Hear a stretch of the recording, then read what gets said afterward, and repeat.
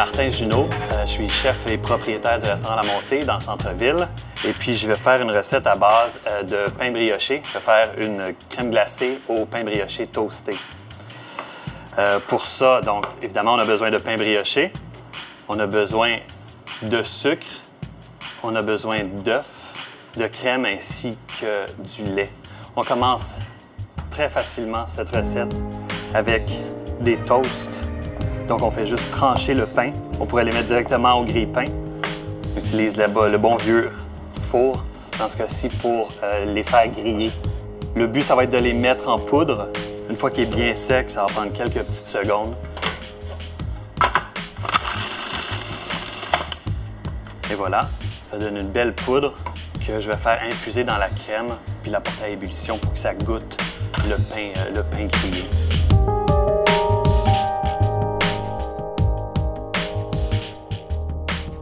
Maintenant, ça va être la confection de la crème anglaise. Une crème anglaise, c'est ce qu'on va utiliser comme base pour faire la crème glacée. Une crème anglaise qu'on va turbiner. C'est une base en pâtisserie. C'est une crème, dans le fond, qui est épaissie à l'aide de jaune d'œuf. Les étapes de ça, c'est très simple. Donc, 500 ml de crème, 500 ml de lait qu'on va porter à ébullition. Ça, c'est pour la base. Moi, puisque je fais une crème glacée au pain brioché toasté, je vais faire infuser la poudre, cette fameuse poudre de pain brioché. Je vais en mettre une bonne quantité. En fait, il n'y a pas de tant de recettes que ça, en fait. Si on en met beaucoup, ça va juste goûter plus. Porte à ébullition. Pendant ce temps-là, ce qu'il s'agit de faire, c'est d'utiliser les jaunes et de les blanchir avec le sucre. Donc, on sépare 8 jaune 2 du blanc.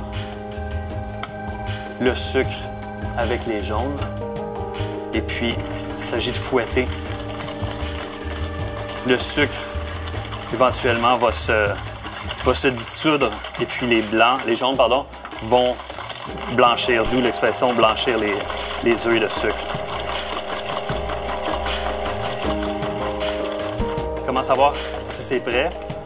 On fait des beaux rubans, comme ça. On va juste rajouter donc la crème et le lait. Il s'agit juste d'y aller doucement pour ne pas trop choquer les jaunes. Donc bien mélanger les deux appareils. Donc là, ce qu'on fait, on remet le chaudron sur le feu et puis on va cuire les jaunes dans la crème. Il faut qu'on se tienne prêt à le refroidir rapidement parce que, bon, la chaleur s'accumule et puis ça peut dépasser le degré de cuisson des œufs. Donc, on se tient un bol de glace très près. Donc, moi, je suis très satisfait par la texture. Je plonge dans la glace, on stoppe la cuisson et on va être prêt à turbiner. On va la mettre à turbiner, donc pendant à peu près, je dirais 45 minutes ou jusqu'à temps que la texture soit vraiment intéressante. C'est sûr que c'est pas tout le monde qui a des sorbetières à la maison, mais sinon, on peut juste utiliser la base de crème anglaise, dans le fond, puis on fait une espèce de soupe, dans le fond, une soupe froide pour le dessert, pour aller avec l'accompagnement. Les deux vont se faire. Ça, je pense que ça va être plus intéressant puisque ça va être frais. Et puis, la glace, c'est toujours bon. 45 minutes plus tard, la glace est presque prête. Tout ce qu'il nous reste à faire, en fait, c'est une poêlée de petits fruits au vin rouge. J'utilise des framboises et puis ça va être une cuisson super rapide dans le fond.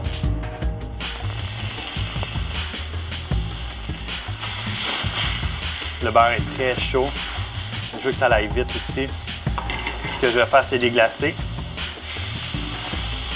avec du vin rouge. Je vais faire une espèce de garniture avec un petit fond de jus. Le dressage, super simple, en 2 étapes.